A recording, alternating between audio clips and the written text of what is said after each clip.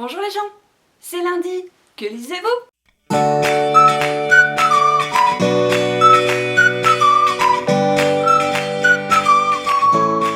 Cette semaine, j'ai 4 livres à vous présenter, dont 3 avec une thématique un peu particulière, puisque j'ai décidé de m'attaquer dans ma palle aux livres que l'on m'a offerts, mais qui n'étaient pas sur ma wishlist, ou sur mes wishlists quand il s'agissait de swap.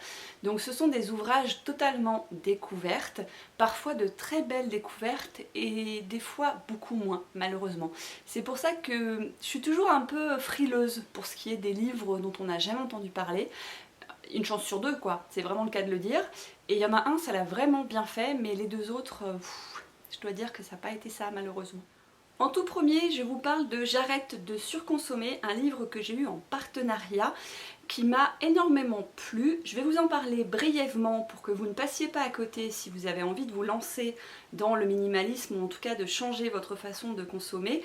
Mais si jamais ça vous intéresse plus profondément, intensément, j'en fais une revue complète jeudi dans une vidéo spéciale en fait minimalisme, et donc je présenterai ce livre parce qu'il y a beaucoup de pistes hyper intéressantes pour qui ne connaît pas le sujet ou maîtrise mal le sujet. 21 jours pour, c'est une collection en fait de la maison d'édition Erol que j'aime beaucoup parce qu'elle a pour principe, on va dire, de simplifier, de vulgariser certaines grandes thématiques de développement personnel. Donc c'est les j'arrête de me juger, j'arrête, qu'est-ce qu'il y a d'autre parce que je vais vous dire des conneries, j'arrête de m'épuiser, j'arrête d'être hyper connectée, j'arrête les relations toxiques, j'arrête la malbouffe. Vous voyez, il y a plein de sujets dans le sens très large de développement personnel, et c'est des livres qui sont, je trouve, assez bien faits. J'en ai lu plusieurs. Donc quand Laetitia de la chaîne Le Corps, la Maison, l'Esprit a expliqué que les deux auteurs recherchaient des lecteurs, je me suis spontanément proposée parce que j'avais envie de voir ce qu'il y avait dedans. La bonne nouvelle pour moi, c'est que ça m'a permis de me rendre compte que j'avais vraiment fait un sacré bout de chemin, parce qu'il y a eu peu de découvertes dans ce livre par rapport, on va dire, aux bases du minimalisme ou du zéro déchet. Donc quand vous êtes déjà bien dedans depuis 1 an, 2 ans, etc., il n'y a pas de grande découverte, mais malgré tout, j'ai quand même eu quelques pistes d'amélioration, parce que des fois, on est tellement dedans qu'on n'a plus de recul, et relire la base, ça permet de se rappeler certaines choses. Comme quand vous relisez un roman, vous vous rendez compte qu'il y a certains passages ou certains personnages que vous avez oubliés, ou que vous redécouvrez différemment parce que vous avez grandi, ou que sais-je. Et là, c'est un peu la même idée, c'est-à-dire, globalement, j'ai été super contente parce que je me suis dit ouais, j'ai fait un sacré bout de chemin, je peux être fière de moi, j'ai atteint mes objectifs, mais maintenant comment est-ce que je peux encore m'améliorer? Et ce bouquin m'a apporté quelques pistes. Et en même temps donc, je le trouve objectivement très bien fait pour qui n'y connaît rien en minimalisme et en zéro déchet. Parce qu'il y a toutes les bases, que ce soit l'alimentation, que ce soit l'hygiène, que ce soit les achats de vêtements par exemple, que ce soit déterminer votre comportement, est-ce que vous êtes plutôt accumulateur, est-ce que vous êtes plutôt acheteur compulsif, est-ce que vous avez des notions de marketing qui vous permettent de ne pas vous faire avoir par les trucs de base. Il y a aussi toute une partie consacrée aux enfants, notamment par rapport aux loisirs. Plein de belles choses sont dites dans ce livre.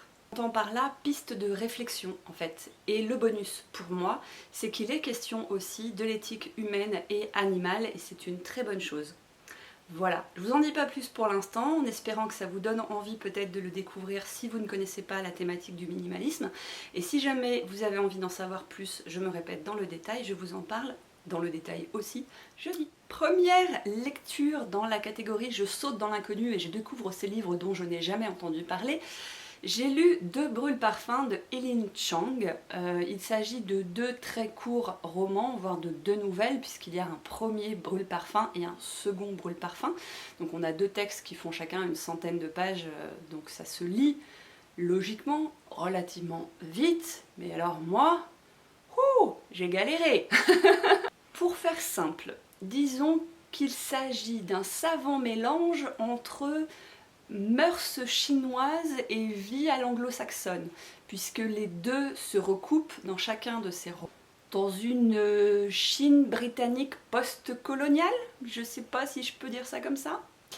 Ce sont des histoires d'amour contrarié, dans le sens où, dans le premier brûle-parfum, on va suivre une jeune fille qui décide d'aller demander de l'aide à sa tante pour qu'elle l'héberge. et elle va devenir plus ou moins sa chose, sa mise en valeur, on va dire, et elle se retrouve complètement piégée dans une vie qu'elle n'a pas choisie. Dans le second Brûle-Parfum, on y suit un homme d'une quarantaine d'années qui est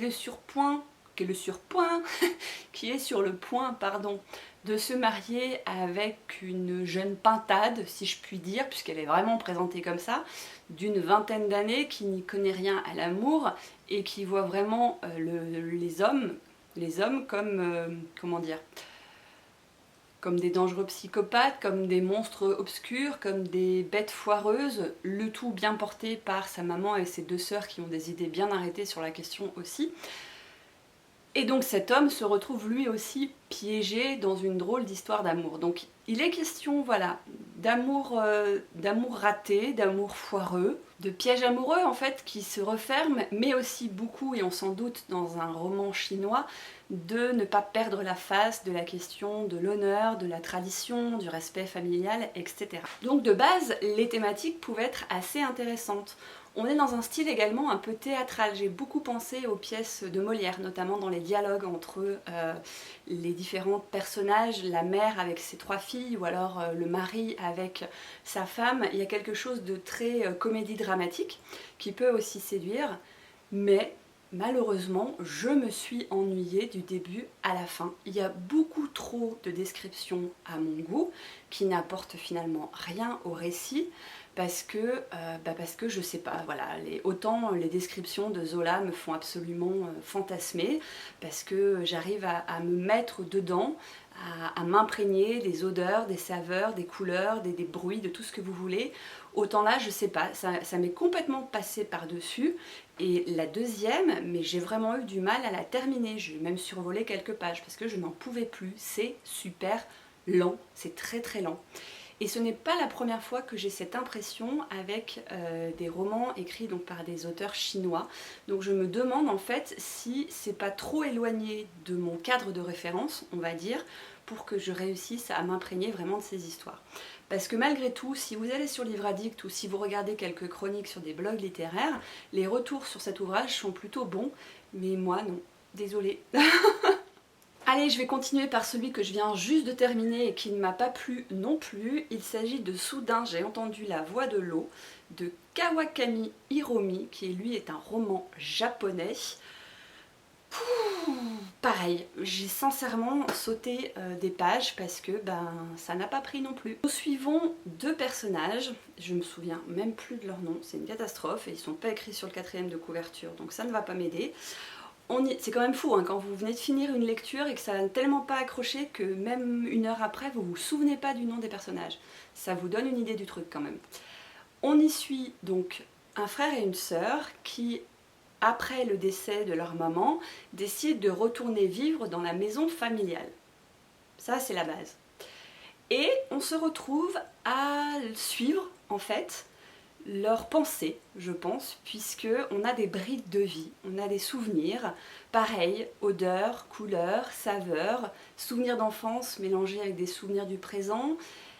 Elle parle de sa mère, elle parle de son père, elle parle de son frère à une certaine époque, elle parle de son frère maintenant. C'est très très décousu en fait, on passe vraiment du coq à l'âne. Il y a des allers-retours incessants, un peu comme un entre-deux-vie qui peut se comprendre avec le décès de la maman justement, il y a le avant, le après. Et du coup on a vraiment cette sensation qu'ils sont entre deux vies, entre deux mondes et on ne sait pas trop où ça va aller. Donc voilà.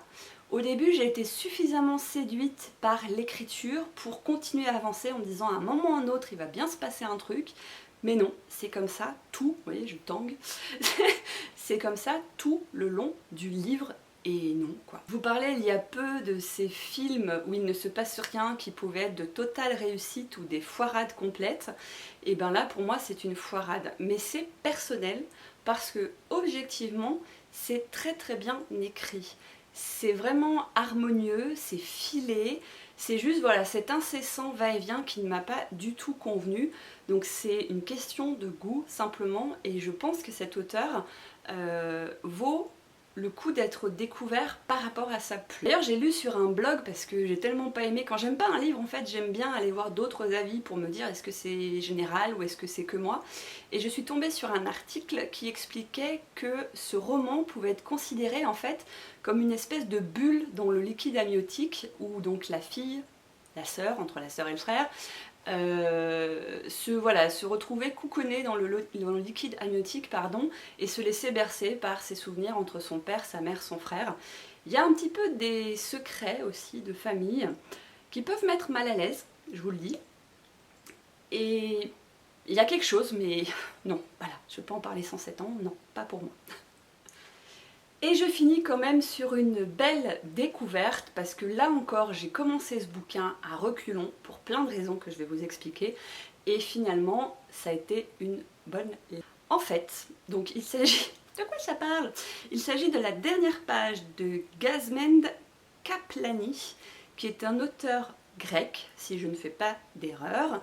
Et alors par contre ce qui est cool c'est qu'avec toutes ces lectures bizarres, je me suis retrouvée à lire des auteurs de pays dont je ne connaissais pas forcément les écritures. C'est pourri comme phrase mais je pense que vous m'avez compris. Pourquoi j'avais pas très envie de le commencer? Parce que ça se situe dans des pays dont je ne maîtrise rien, à savoir la Grèce et l'Albanie. Je ne connais pas du tout le contexte historique, géopolitique, économique de ces pays-là. Donc quand vous avez des références qui sont faites sur, par exemple, des guerres internes ou des batailles politiques ou des problèmes économiques, etc., quand vous n'avez pas le contexte et que vous n'y êtes pas familier, c'est super compliqué, je trouve, de se plonger dans ce type de roman. En plus de ça, le 4e couverture laissait sous-entendre qu'on était dans un récit alterné entre un auteur actuel qui découvrait les écrits de quelqu'un d'autre dans des vieilles affaires de famille, et on avait cette impression voilà, qu'on allait suivre en parallèle ces deux histoires. Et je suis pas très fan, vous savez, de ces livres où il y a une partie de l'histoire qui se passe en 45 et l'autre qui se passe en 2005, et qu'à chaque chapitre vous alternez en fait. C'est pas du tout ma came, et j'avais un peu peur de ça. Mais bon, je me suis dit, allez, lançons-nous, on verra rapide. Pour l'histoire, on suit l'histoire de Melsi, qui est journaliste, qui a quitté l'Albanie depuis un très nombre d'années, depuis 20 ans je crois, il vit en Grèce désormais, mais il est rappelé puisque son père vient de mourir, donc il est obligé d'y retourner, et en se rendant dans l'appartement de son père, il tombe sur un vieil album dans lequel il y a un récit. Il ne sait pas si c'est quelque chose qui a été écrit par son père ou complètement une autre histoire. De là, toute une réflexion sur les origines, sur les langues, sur l'histoire, et notamment l'histoire de ces pays, Grèce, Albanie, pendant la Seconde Guerre mondiale, ce qui a été très intéressant parce que moi, en dehors de ce qui s'est passé en France, soyons sincères, je ne connais pas grand-chose de cette époque. Donc ça m'a apporté un nouvel éclairage sur la Seconde Guerre mondiale, ou en tout cas sur une partie dont la Seconde Guerre mondiale a été vécue par les Juifs thessaloniens. Thessalonique étant le nom de la ville, je le précise pour ceux qui sont nuls en géographie comme moi. Il n'y a pas de honte à avoir, il suffit d'aller chercher les informations. J'y ai découvert l'isolement d'un pays, à savoir l'Albanie. J'y ai découvert la xénophobie à une certaine époque d'un autre, à savoir la Grèce, et plein d'informations sur cette guerre incessante entre communisme d'un côté et capitalisme de l'autre. C'est hyper dense parce que là, vous vous rendez compte, c'est un tout petit livre, donc il y a beaucoup d'informations. Mais c'est bien mené, c'est alterné, effectivement, le récit s'alterne, mais il y a toujours du lien avec l'histoire actuelle, donc on n'est vraiment pas coupé à chaque fois. Et c'est très émouvant de découvrir comment cet homme découvre lui aussi, c'est le cas de le dire, ses origines, les différentes langues, sa famille, des personnes qu'il a pu connaître ou pas.